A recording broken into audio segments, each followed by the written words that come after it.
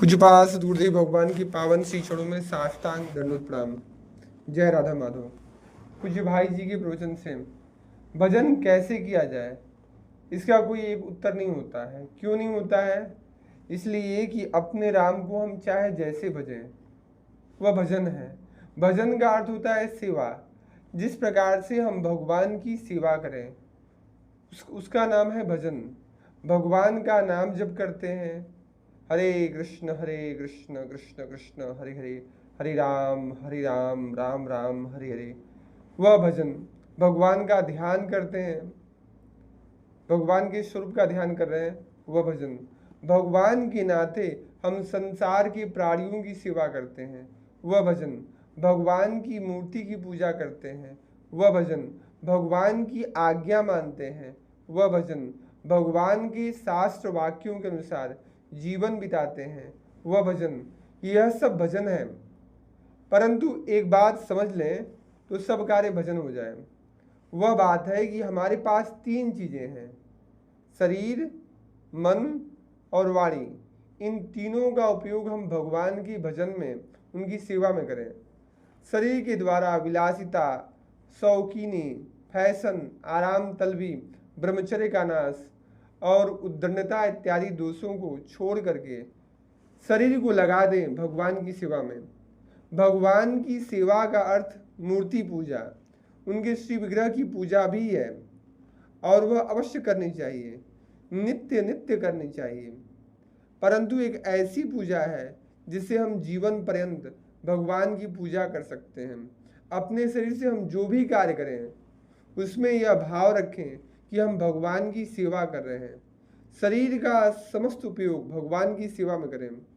भगवान ने कहा है, यद करोसी, तुम जो भी करो वह सब मेरे को समर्पित करो।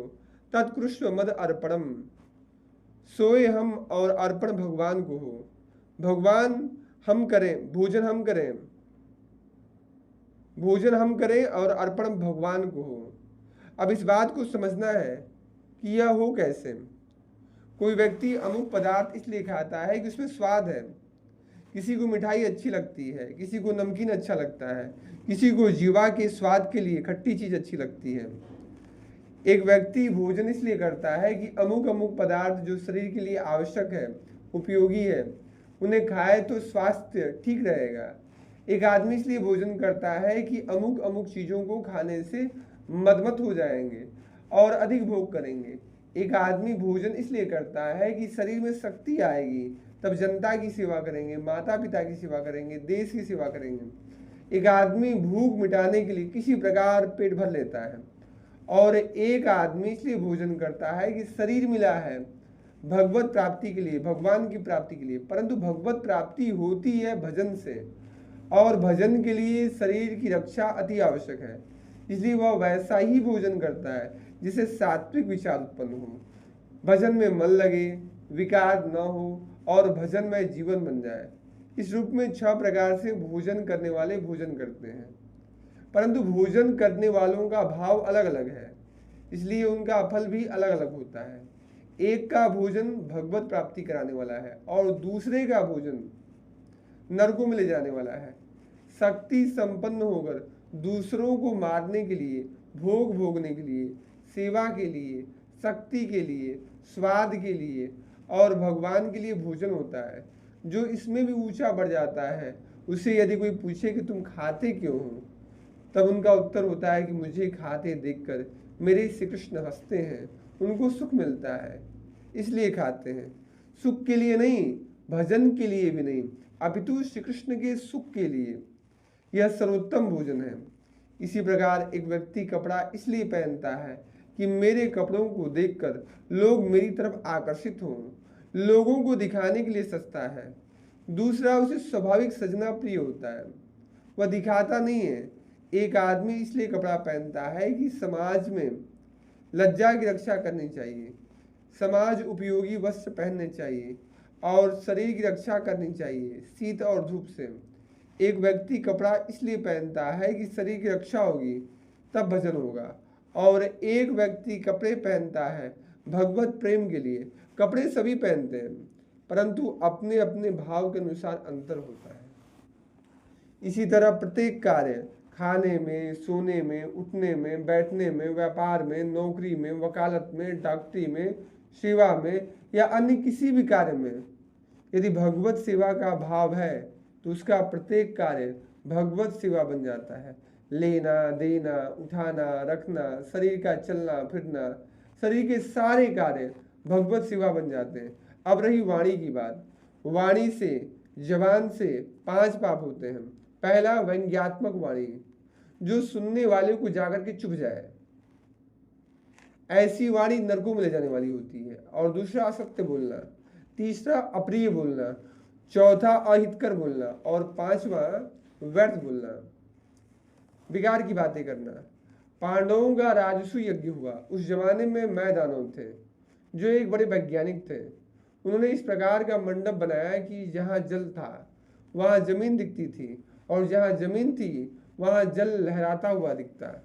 यह बात सबको ज्ञात नहीं थी, पता नहीं थी।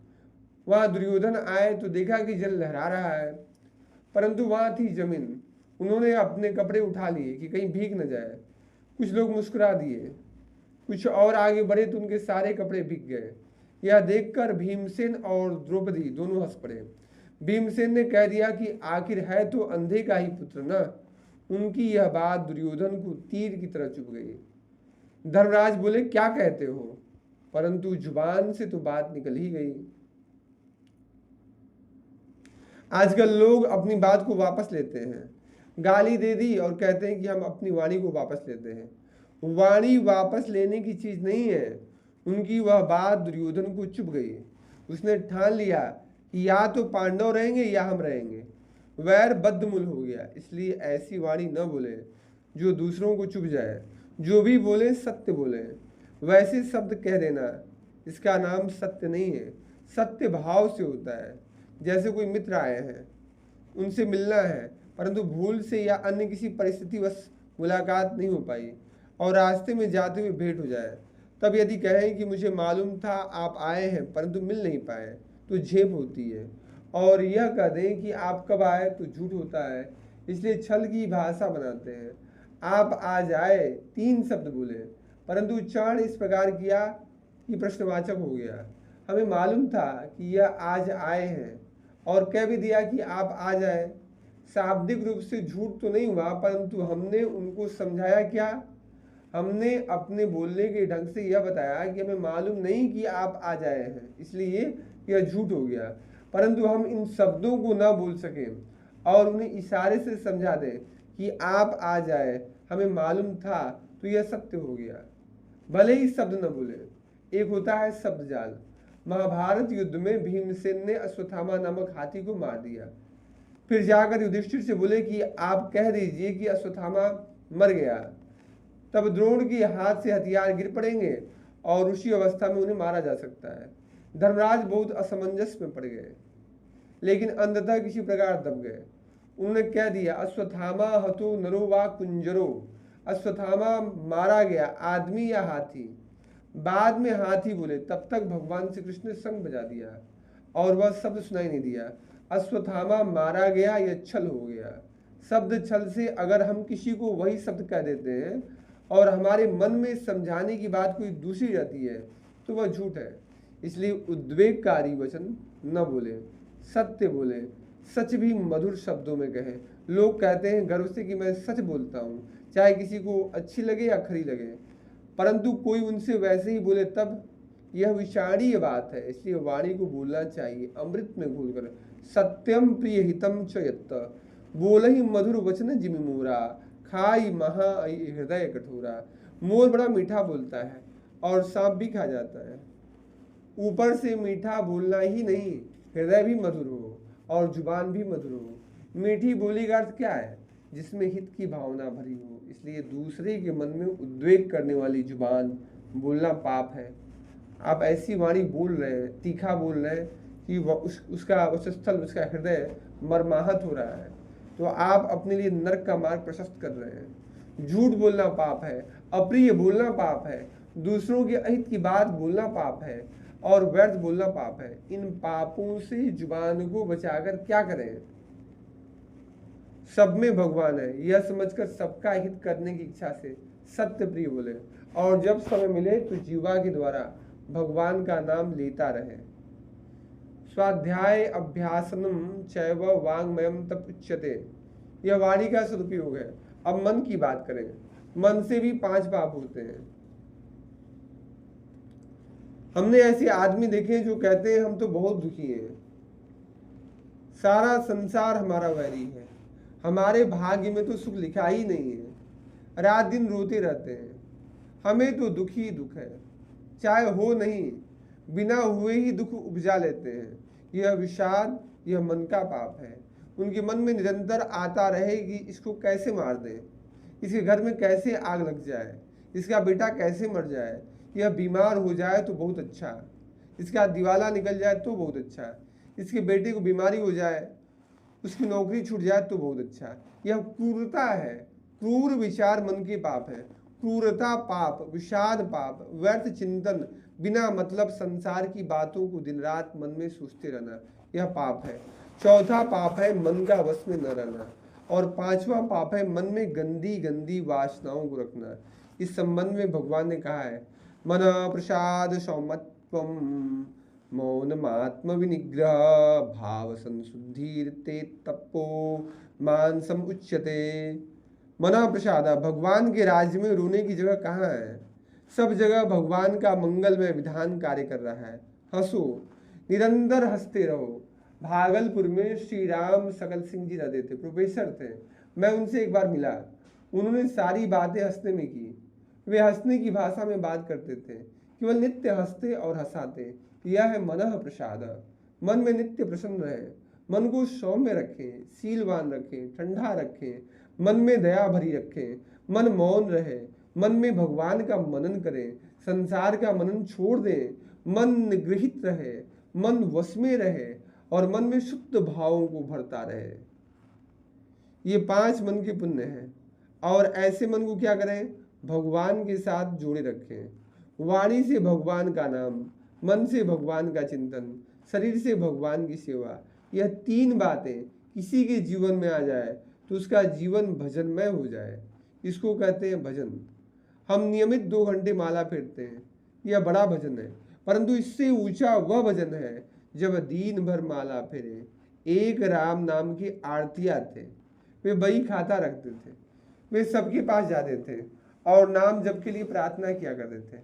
कोई नहीं मानता तो गाली बक देते, कहते नाम नहीं जपता है मर जाएगा, मर जाएगा, साथ कुछ भी नहीं जाएगा। हिंदू मुसलमान, तुम जिस भगवान को मानते हो उसके लिए लिख दो कि उसे याद करेंगे, इतना नाम जप करने के लिए लिख दो। अपने बही खाते में लिखवाते हैं। एक बार मैं बम्बई में श्री जमन लाल बजाज जी और राम नाम की आरतिया को साथ लेकर गांधी जी से मिलने गया। वहाँ उन्होंने गांधी जी के सामने अपनी बही खाता रख दी और बोले, महाराज यह खाता है, इसमें राम नाम के लिए आप हस्ताक्षर कर दीजिए। गांधी जी ने कहा कि यह क्या है? तब श्री जमन लाल बजाज जी ने उन्हें समझाया कि ये इस प्रकार लोगों को राम नाम लेने को कहते हैं। गांधी जी बहुत प्रसन्न हुए और बोले, बड़ा मंगल कर रहे हो, बड़ा अच्छा कार्य कर रहे हो, पर मैं सही हस्ताक्षर नहीं करूँगा। उन्होंने पूछा क्यों नहीं करेंगे? वे महात्मा थे, उनको कोई डर नहीं था, इसलिए पूछ दिया। गांधी जी ने उत्तर दिया, जब मैं अफ्रीका में था तब नाम जप करता था, माला फेर कर, संख्या रखकर, परंतु अफ्रीका से यहाँ लौट आने पर मेरा यह अभ्यास है, मैं दिन भर नाम जप करता हुआ काम करता हूँ, इसलिए मैं संख्या क्यों लिखूं? गांधी जी ने यह बात मेरे सामने कही तो इतना बड़ा प्रकांड कर्मठ व्यक्ति जो दिन भर कार्य में लगा रहे वह नाम जप करता रहे, यह बहुत बड़ी बात है। एक बार मैं साबरमती आश्रम में उनके पास गया, मेरे पास कल्याण का अंक था, उसे लेकर उन्होंने देखा और पूछा कि इसमें नाम जप की अपील क्या छाप रखी है। मैंने कहा यह अपील हम करते हैं। वे बोले इसमें कितना नाम जप होता है? मैंने कहा अनुमानतः 10 करोड़। उन्होंने प्रसन्नता व्यक्त करते हुए कहा, बड़ा अच्छा कार्य करते हो, बड़ा मंगल कार्य करते हो। फिर मुझसे पूछा, तुम भी करते हो या लोगों से ही करवाते हो? मेरे यह कहने पर कि महात्मा जी मैं भी करता हूँ। उन्होंने तकिए के नीचे से माला निकाली और बोले, देखो मैं भी रात में अकेले में जप करता हूँ। वे बड़े विनोदी थे। मेरे पास तुलसी की एक नई माला थी, उनकी माला पुरानी थी। मैंने कहा बापूजी मैं यह माला लाया हूँ, ले लीजिए। वे बोले तुम मुझे माला देने आए हो, मेरे गुरु बनने आए हो? मैंने कहा नहीं बापूजी, माला देने नहीं आया, आपकी माला पुरानी हो गई थी इसलिए कहा। उन्होंने कहा तुम अधिक माला जपो तब तुम्हारी माला लेंगे। मैंने कहा अच्छी बात, करूँगा। फिर उन्होंने मुझसे माला ले ली। इस प्रकार की भगवान के नाम में उनकी रुचि थी। जीवा का असली उपयोग क्या है? भगवान का नाम लेना ही जीवा का असली उपयोग है। दिन रात जीवा से भगवान का नाम जपता हुआ सब काम करें, इसमें कोई आपत्ति नहीं है, इसे सभी कर सकते हैं। यह चीज़ तो इतनी सीधी सरल है और सर्वोत्तम है, इसमें तोल मोल कुछ नहीं लगता और समय भी नहीं लगता। माताएं रसोई बनाती जाएं, परोसती जाएं, जिमाती जाएं और राम नाम हरे कृष्ण महामंत्र बोलती जाए, कोई बात नहीं। घर वाले नाराज होंगे तब जब काम नहीं करेंगे। साधन करना है, काम करो भगवान की सेवा मानकर, तब सभी राजी होंगे, कहेंगे कि यह बड़ी अच्छी है, बहुत काम करती है। झाड़ू देना, बर्तन मांजना इत्यादि सारे कार्य भगवान की सेवा मानकर करें। शरीर से सेवा, मन से स्मरण, जीवा से नाम जप, ये तीन चीजें असली भजन है। दिन रात भजन हो सकता है, सिर्फ एक जगह नहीं। जब मंदिर में जाए तो पूजा करें, भगवान के श्री विग्रह के सामने बैठे तो उनकी षोडशोपचार पंचोपचार विधि से जैसी चाहे वैसी पूजा करें और दिन भर सारे संसार के प्राणियों में भगवान को देखकर उनकी पूजा करें। सिया राम मैं सब जग जानी, करो प्रणाम जोरी जुग पानी। सभी को प्रणाम करें, सबकी पूजा करें। शत्रु कोई नहीं, पराया कोई नहीं, सब हमारे भगवान के नारायण के रूप है। इस प्रकार से तीनों के द्वारा भगवान की सेवा करें तो जीवन भगवत भजन में हो जाए। फिर उसका परिणाम क्या होगा? हमारा जीवन भजन में नहीं है, इसलिए उस आनंद की उपलब्धि नहीं है। जिनका है वे जानते हैं, भजन में जीवन हो जाने पर भगवान का सानिध्य क्षण भर के लिए भी नहीं छूटता है। भगवान का भजन करने वाले के पास भगवान स्वमेव रहने को बाध्य हो जाते हैं, उनको बुलाना नहीं पड़ता है। जिसके जीवन में भगवान का अखंड भजन होगा वहाँ जीवन में भगवान आ जाएंगे, भगवत्ता आएगी, ऐश्वर्य आएगा, यह भगवदीय जीवन होगा। भगवदीय जीवन तब होता है जब भगवान जीवन में उतर आते हैं। भगवान कब उतरते हैं? जब जीवन भगवन में होता है।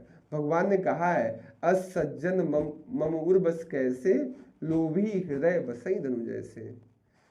अस सज्जन मम उर्बस कैसे, लोभी हृदय बसई धनु जैसे। जिस प्रकार लोभी के मन में धन बसता है, उसी प्रकार मेरे हृदय में वो संत बसता है। जैसे लोभी मन में धन को बसाता है, असली चीज यह है कि ऊपर से छिपाए और अंदर बढ़ती रहे। इसी का नाम तो प्रेम है। ऊपर से बहुत छिपाए, पता ही न लगने दे कि कहीं प्रेम भी है, और अंदर से रस बरसता रहे, बाहर से पता न लगने दे कि भजन करता है। एक राजा थे, वे गुप्त भजनानंदी थे। यह बात किसी को मालूम नहीं थी। रानी चाहती थी कि मेरे पति के मुख से भी कभी राम राम निकले, ये भी पूजन करें। एक दिन राजा सोए हुए थे, सोते हुए ही राजा के मुख से निकल गया राम राम। रानी ने सुना तो बहुत प्रसन्न हुई, उन्होंने बाजे बजाने का आदेश दे दिया। रात में बाजे बजने लगे। राजा ने पूछा यह कैसी आवाज है? रानी ने कहा महाराज आज तो आनंद आ गया। राजा ने कहा कैसा आनंद आ गया, बताओ तो। रानी ने कहा कि आज आपके मुख से राम नाम निकला। राजा ने विस्मय से कहा निकल गया, मेरे मुख से राम नाम निकल गया, फिर प्राण भी निकल जाए। फिर प्राण भी निकल गए, राजा ने प्राणों का त्याग कर दिया। यह है गुप्त भजन। भजन को बताया नहीं जाता है, भजन को तो छिपाया जाता है। जहाँ भजन को बताया जाता है वहाँ भगवान नहीं बसते, उसके मन में भगवान नहीं बसते, वहाँ तो कुछ और चीज बसती रहती है। और जहाँ भजन ऐसा हो गया कि भजन में जीवन है, वह भगवान में जीवन है, उसमें भगवान आ बसते हैं। भगवान उसको अपने हृदय में बसा लेते हैं, उसके बिना भगवान रह ही नहीं सकते। जहाँ अखंड भजन है, जीवन भजन में है, वहाँ भगवान बिना उसके रह नहीं सकते। भगवान उसके पास रहना पसंद करते हैं, भगवान को सुख मिलता है, यह अनुभव करके देखने की चीज है। अपनी अनुभूतियों को छिपाना चाहिए। अनुभूतियों को छिपाने से अनुभूतियां बढ़ती हैं। पाप कहने से कट जाता है और अनुभूतियां कहने से समाप्त हो जाती हैं। वो अनुभव उन्हें बंद हो जाते हैं। भगवान को सुख मिलता है और सुख के लोभ से भगवान उसके पास रहते हैं, भगवान बुलाते हैं। जब कोई ऐसा भजनानंदी नहीं आता है तो भगवान उसको बुलाते हैं। आप जानते होंगे रास पंचाध्याय में यह बात आई है। गोपियां गई या गोपिकाओं को भगवान ने बुलाया। किसने पहले बंसी बजाई? बंसी बजाकर किसने प्रेरणा की? किसने उनके मन में विचार पैदा किए, इच्छा उत्पन्न की? किसने उनके मन को आंदोलित किया? किसने उनको खींचा, आकर्षित किया? श्री कृष्ण ने खींचा। उनका नाम है खींचने वाला। कृष्ण का अर्थ है खींचने वाला। कोई पापी हो तो उसके पाप को खींच कर बहा दे, और कोई मन में रखे तो मन को खींच ले। भगवान ने वंशी बजाकर उन्हें खींच लिया। रास पंचाध्याय जो पढ़ते हैं उन्हें सबसे पहले एक शब्द पर ध्यान देना चाहिए, वह शब्द है भगवान। फिर आगे बढ़ना चाहिए, नहीं तो अर्थ का अनर्थ हो जाएगा। भगवान पीतारात्रि शरदोत्फुल्ल मल्लिका विचरन्तुम मनश्चक्रे योग मायाम उपाश्रित। भगवान ने क्या किया? भगवान ने मन बनाया, इसलिए कि गोपांगनाओं को बुलाना है। क्यों? इसलिए कि उनके बिना रह नहीं सकते। क्यों नहीं रह सकते? एक ही चीज है, वह है गोपांगनाओं के पास अपना मन ही नहीं है। गोपांगनाओं के पास अपना जीवन नहीं है। ता मन मनस्का मत प्राणा मद अर्थे त्यक्त दैहिका। ऐसी है शिव गोपांगनाएं। इसलिए भगवान में तन मन लगा दें, भगवान आप में आकर बस जाएंगे, या आपको लेकर अपने मन में लोभी के धन की तरफ बसा लेंगे। जैसे लोभी धन को छिपा कर रखता है कि उसे कोई देख न ले, कोई छीन न ले, बढ़ता ही रहे बढ़ता ही रहे, उसी प्रकार भगवान चाहते हैं कि यह मेरे हृदय में बसा रहे। भगवान ने अर्जुन के लिए अग्नि से वरदान मांगा। इंद्र से कहा कि यदि मुझे वरदान देना है तो यह दें कि अर्जुन में मेरा प्रेम बढ़ता रहे। सभी भक्त वरदान मांगते हैं। महाभारत में कथा आती है कि जब परीक्षित महाराज गर्भ में थे तो अश्वत्थामा ने ब्रह्मास्त्र छोड़ दिया उनको मारने के लिए। तब भगवान ने प्रतिज्ञा की कि यदि अर्जुन से मेरा प्रेम अखंड रहा हो तो बच्चा जीवित हो जाए। क्या बात है, बच्चा जीवित हो गया। अर्जुन ने कहा कि जब मैं रथ में चलता था तो देखता था कि मेरे आगे आगे श्री कृष्ण चल रहे हैं। आगे कृष्ण, पीछे कृष्ण, दाएं कृष्ण, बाएं कृष्ण और हृदय में कृष्ण। क्यों?